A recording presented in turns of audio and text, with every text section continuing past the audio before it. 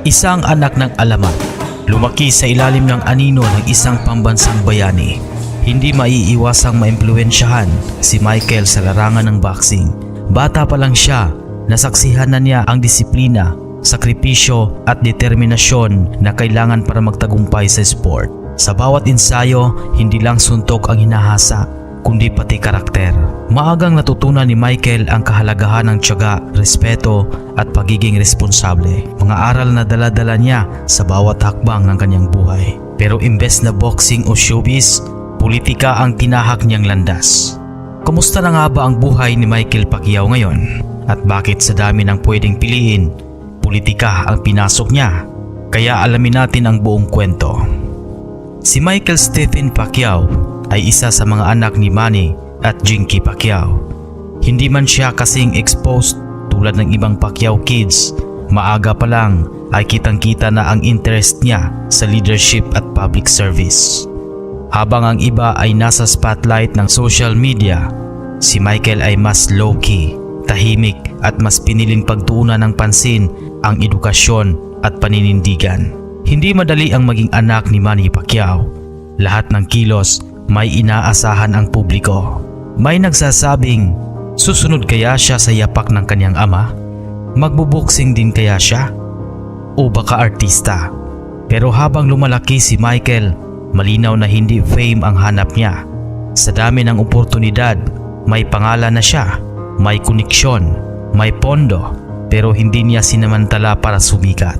Ayon sa mga nakakakilala sa kanya, mas interesado si Michael sa mga isyu ng bayan, kalagayan ng kabataan, kinabukasan ng Pilipinas. Isa sa mga pinakanagulat ang publiko nang pumasok siya sa politika sa murang edad. Hindi dahil sa apelyido, kundi dahil gusto niyang ipagpatuloy ang advocacy ng kanyang ama. My purpose to serve. Because leadership is not about power. Nais niyang maging boses ng kabataan at maniwala siyang may magagawa siya sa mas malaking entablado. Para kay Michael, ang politika ay paraan para maglingkod, hindi para magpayaman. Sa kasalukuyan, si Michael ay mas focus sa public service, patuloy sa pag-aaral at paghahanda, hindi pala post sa social media. Mas pinipiling trabaho kaysa exposure. Hindi man siya lantad sa luho, malinaw na maayos at komportable ang kanyang buhay, ngunit hindi iyon ang sentro ng kanyang pagkatao. Mas mahalaga sa kanya ang reputasyon, prinsipyo at maayos na pamumuno. Hindi rin madali ang landas na pinili niya. May mga nagsasabing anak lang siya ni Manny, ginagamit ang apelyido, wala pang sapat na karanasan. Pero sa halip na pumatol, pinili ni Michael ang tahimik na pagtatrabaho. Patunay sa gawa, hindi sa salita, at paghuhubog sa sarili. Ang kwento ni Michael Pacquiao ay patunay na hindi mo kailangang sundan ang yapak ng magulang para magtagumpay. Mas mahalaga ang paninindigan kaysa kasikatan. At ang tunay na laban minsan ay para sa bayan. Their voices inspire me to craft modern. Kung nagustuhan mo ang kwentong ito, i-like ang video.